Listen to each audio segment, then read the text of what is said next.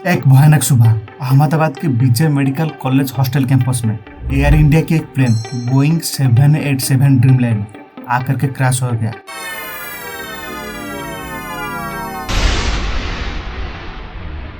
जिस क्रैश में एक ही पल में 260 लोगों की जान चला गया। इस प्लेन क्रैश की प्रिलिमिनरी रिपोर्ट अभी पब्लिश हो चुका है, जिस रिपोर्ट में एक दर्दनाक किस्सा सामने आया है, जिसमें एक पायलट ने दूसरे को पूछ रहे हैं, तुमने इंजन का फ्यूल स्विच बंद क्यों किया। ये दोनों पायलट के बीच में कन्वर्सेशन और प्लेन की दुर्घटना अभी तक बहुत सारे अनसॉल्व क्वेश्चन छोड़ गए हैं, जिसके चलते ऑनलाइन लोग ये अफवाह फैला रहे हैं पायलट की गलती है या सुसाइड करने की कोशिश कर रहा था, रिमोट हैकिंग या किसी एक्सटर्नल अटैक की अफवाह फैला रहे हैं। तो दोस्तों, ऑनलाइन में लोग ये जो अफवाह फैला रहे हैं, क्या ये सच है? अगर सच नहीं तो सच क्या है?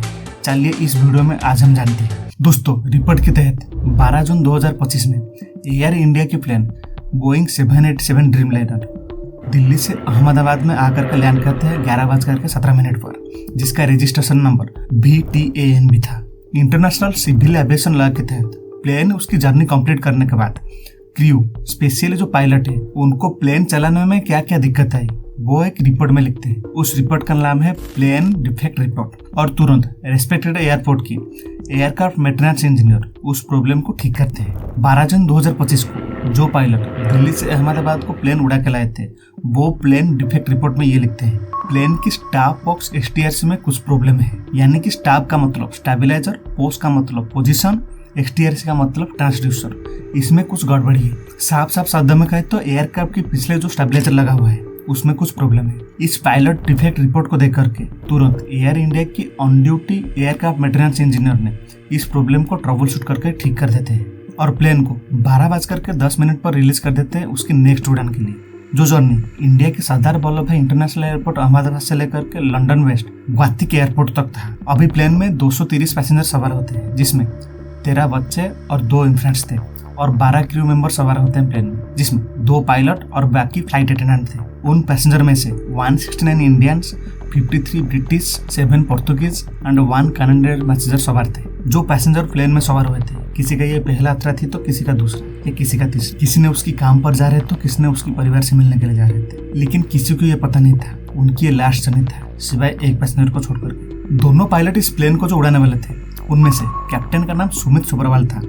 उनका उम्र 56 साल था और उनकी टोटल फ्लाइट और एक्सपीरियंस 15,600 घंटे से भी ज्यादा था, और वो सिर्फ ये बोइंग 787 को 8,600 घंटे उड़ा चुके थे। और जो दूसरा को पायलट थे क्लाइव कुंदन थे, उनका उम्र 34 साल था। उनकी टोटल फ्लाइट एक्सपीरियंस 3,400 घंटे से भी ज्यादा था। वो तो सिर्फ इस बोइंग 787 को 1100 घंटे तक उड़ा चुके थे। दोस्तों, रिपोर्ट में साफ साफ मेंशन है प्लेन को फर्स्ट ऑफिसर क्लाइव कुंदन उड़ा रहे थे और कैप्टन सुमित सुब्रवाल प्लेन को मॉनिटरिंग कर रहे थे। इस पॉइंट को जरूर ध्यान रखना, इसको लेकर के वीडियो के आगे कंट्रोवर्सी आएगा। दोनों पायलट एक दिन पहले मुंबई से अहमदाबाद आए थे, उनको सफिशिएंट रेस्ट मिला था इस प्लेन को उड़ाने से पहले। दोनों पायलट एयरपोर्ट पर 11:55 पर पहुंचते हैं और उनकी ब्रेथ एनालाइजर टेस्ट होते हैं, जिस टेस्ट में वो पास हो जाते हैं, यानी कि वो कुछ भी नाश्ता नहीं किए थे। और CCTV फुटेज में साफ साफ दिखा जा सकता है वो प्लेन में 12:35 पर एंट्री करते हैं। प्लेन की बात करें तो प्लेन में टोटल 54,200 kg का फ्यूल था और प्लेन की टेक ऑफ वेट 2,13,410 kg था, जो मैक्सिमम टेक ऑफ वेट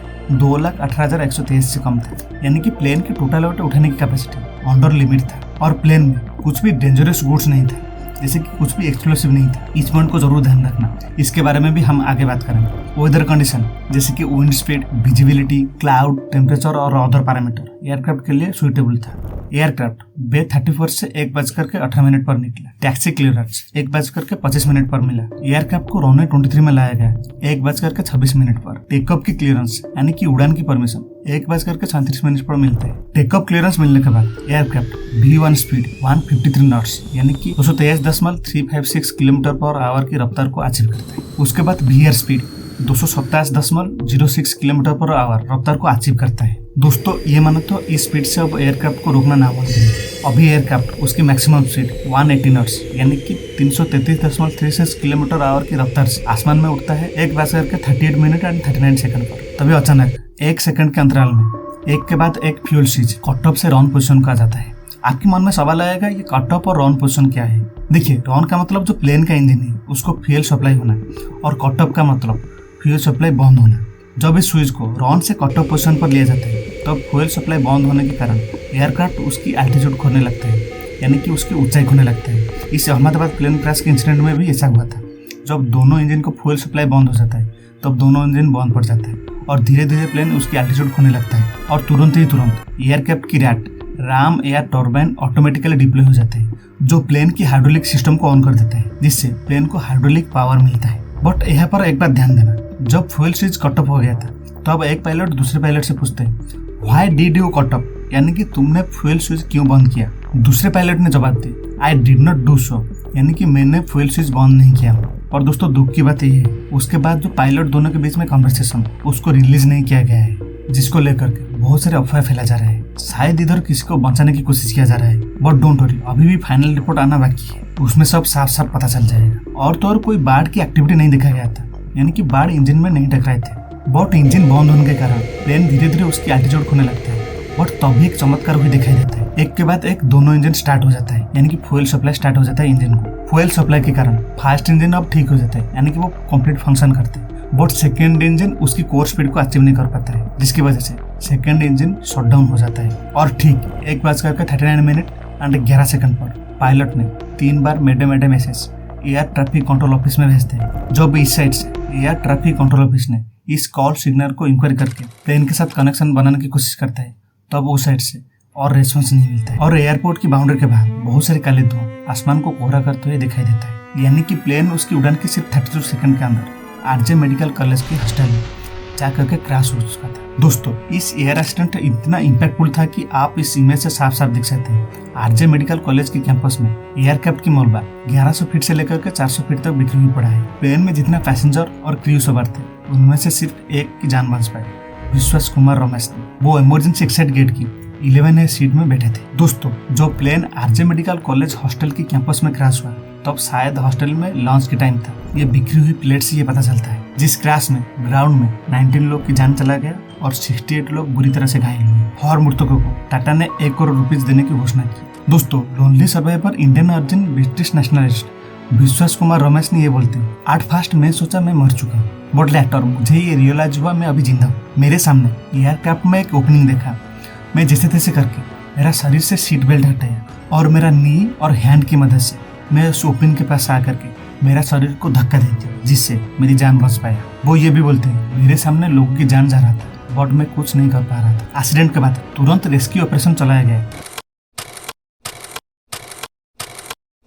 और director general of aircraft accident investigation bureau और director general of civil aviation of air safety आकर के उस साइड में पहुंच गए और एविडेंस कलेक्ट करने में लग गए। उसी टाइम के अंदर इंडिया की एयरक्राफ्ट एक्सीडेंट इन्वेस्टिगेशन ब्यूरो ने अमेरिका की नेशनल ट्रांसपोर्ट सेफ्टी बोर्ड को इन्फॉर्मेशन भेजता है प्लेन क्रैश हो चुका है और जो रेस्पेक्टिव कंट्री की पर्सनल की जान चला गया था उन कंट्री की एयर सेफ्टी बोर्ड को भी मैसेज भेज देता है, जैसे कि यूनाइटेड किंगडम की AAIB, पोर्तुगाल की GPIAF एंड कनाडा की TSB को इन्फॉर्मेशन भेजता है।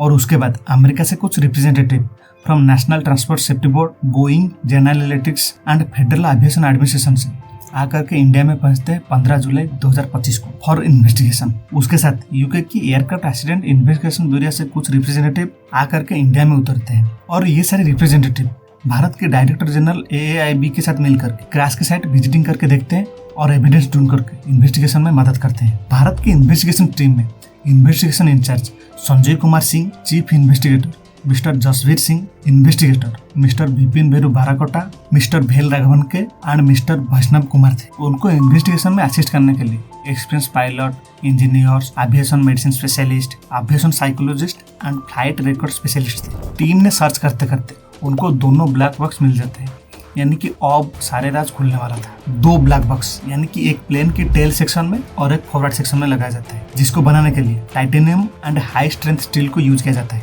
जो fire proof, water proof and high speed impact से खुद को बचा सकता है। आप इस बात से अंदाजा लगा सकते हैं ये black box 1100 degree Celsius heat को सहन कर सकता है, यानी कि जिस टेम्परेचर में इंसान की हड्डी मिट्टी में मिल जाए। और इनका काम होता है recording digital flight data and cockpit voice information, और इसको एयरक्राफ्ट की मेन इलेक्ट्रिक सिस्टम से इलेक्ट्रिसिटी सप्लाई होता है। और ये ब्लैक बॉक्स के पास खुद का एडिशनल पावर सप्लाई यूनिट भी होता है।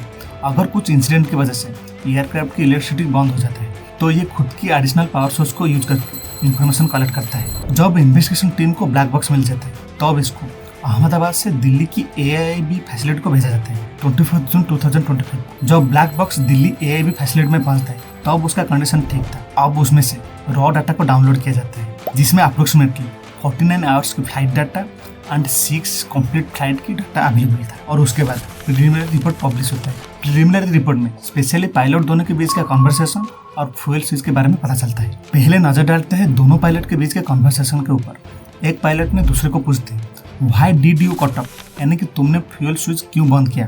तुरंत दूसरे पायलट ने रिस्पॉन्स देते मैंने स्विच बंद नहीं किया हूँ। इसको लेकर के लोग ऑनलाइन में अफवाह फैला रहे थे। पायलट सुसाइड करने की कोशिश कर रहे थे, इसलिए वो जानबूझ करके फ्यूल स्विच को बंद किए थे। और दोस्तों, हम किसी को सही या गलत साबित करने से पहले अमेरिका की फेडरल एविएशन एडमिनिस्ट्रेशन की इस रिपोर्ट को देख सकते हैं, जिसमें एक साफ साफ वार्निंग जारी किया गया है फ्यूल कटअप स्विच को लेकर। जो स्विच ऑटोमेटिकली डिसएंगेज हो जाता है, यानी कि कुछ सॉफ्टवेयर प्रॉब्लम की वजह से रॉन से कटअप पोजीशन पर आ जाता है। जो स्विच इस बोइंग 787 ड्रीमलाइनर प्लेन में लगा हुआ है। जब एयर इंडिया को इसके बारे में पूछा गया क्यों आपने इस स्विच को इंस्पेक्शन नहीं की, तब एयर इंडिया ने बोला SBIA का ये सजेशन एक एडवाइजरी था, ना कि मैंडेटरी। दोस्तों, आपको मैंने पहले बताया था रॉन का मतलब इंजन को फ्यूल सप्लाई होना और कटअप का मतलब इंजन को फ्यूल सप्लाई बंद हो जाना। और ये स्विच कुछ इस प्रकार काम करता है। पहले इस स्विच को ऊपर खींचना पड़ता है और उसके बाद आप रॉन या कटअप पोजीशन पर ले जा सकते हैं। आप नहीं तो पायलट ले जा सकते हैं। अगर गलती से पायलट के हाथ इस स्विच में ऐसे बच जाए तो ये रॉन या कटअप पोजीशन पर नहीं आएगा। दोस्तों, और एक बात नोटिस करना, जब इस प्लेन की मैन्युफैक्चरिंग यूनिट के लोग को पूछा गया कि आप इस प्लेन में क्या ट्रैवल करोगे, उनकी जवाब सुनो। यानी कि प्लेन की बनाने के टाइम उसमें कुछ गड़बड़ी होने की वजह से उसको जो मैन्युफैक्चरिंग कर रहा है वो भी इसमें ट्रैवल करने की मना कर रहा है। लोग जो बोल रहे थे पायलट सुसाइड करने की कोशिश किए थे, आपको और एक बात नोटिस करना पड़ेगा। जब प्लेन उसकी एल्टीट्यूड लॉस कर रहा था तो पायलट ने एक के बाद एक फ्यूल स्विच को ऑन कर दिए थे, यानी कि कटअप पोजीशन से रन कर दिए थे, जैसे कि प्लेन की इंजन फिर से चलना शुरू हो चुका था। लॉजिकली सोचो, अगर किसी पायलट सुसाइड करने की कोशिश किया होगा तो वो क्यों फ्यूल स्विच को कटअप से रन पोजीशन में लाएगा। और तो और कैप्टन सब्रवाल की रिटायर्ड की टाइम आ चुका था, वो क्यों करने की कोशिश करेंगे या उनके कैरियर में दाग लगाने देंगे। और तो और जो 32 साल के को पायलट क्लाइव कुंदन थे, उनका बचपन का सपना था मैं एक पायलट बनूंगा। वो उनकी पढ़ाई खत्म करके 2017 में एयर इंडिया में ज्वाइन किए थे। वो क्यों की कोशिश करेंगे, उनकी कैरियर की तो अभी शुरुआत हो रहा था। और दोस्तों, मैं आपको बताना चाहता हूँ, एक पायलट के ऊपर एक एलिगेशन लगाया गया था एक US ऑफिशियल के द्वारा जो इस इन्वेस्टिगेशन में शामिल थे।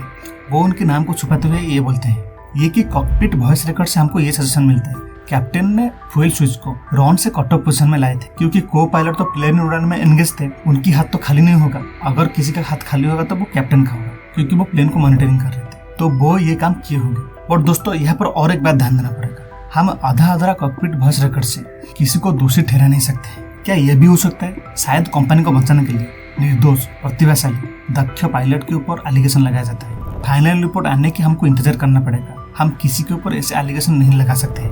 इस इंसिडेंट को देखते हुए अमेरिका के एविएशन एनालिस्ट मैरिस को भी फाइनेंशियल एक्सप्रेस को ये कहते हैं लोग कुछ भी कंक्लूजन और आर्ग्यू ना निकले पायलट एरर को लेकर, क्योंकि ऐसी भी और एक घटना पास्ट में घट चुका है। 2019 में ऑल निप्पन एयरवेज की बोइंग 787 प्लेन की इंजन मिड फ्लाइट में, यानी कि हवा में सडनली शटडाउन हो जाता है। जब इसका इन्वेस्टिगेशन होता है तो भी पता चलता है प्लेन की सॉफ्टवेयर मिस्टेकली ये दिखाता है प्लेन अभी ग्राउंड में है, बट प्लेन तो भी हवा में था। और तो और प्लेन में automatically thrust control manufacturing accommodation system active हो जाता है, जिसका नतीजा ऑटोमेटिकली प्लेन की फ्यूल की स्विच रॉन से कटअप पोजीशन में आ जाता है। बट थैंक्स गॉड पायलट जैसे तैसे करके प्लेन को लैंड करवा देते हैं सेफली, एक भी कैजुअलिटी नहीं होता है। दोस्तों, इधर एक बात ध्यान देना पड़ेगा, प्लेन की जो इंजन फ्यूल सप्लाई स्विच है इसको मैनुअली इस कंडीशन में रॉन से कटअप पोजीशन पर लिया जाता है, जैसे कि जब प्लेन ग्राउंड में होता है इंजन को स्टार्टअप और शट डाउन करने के लिए।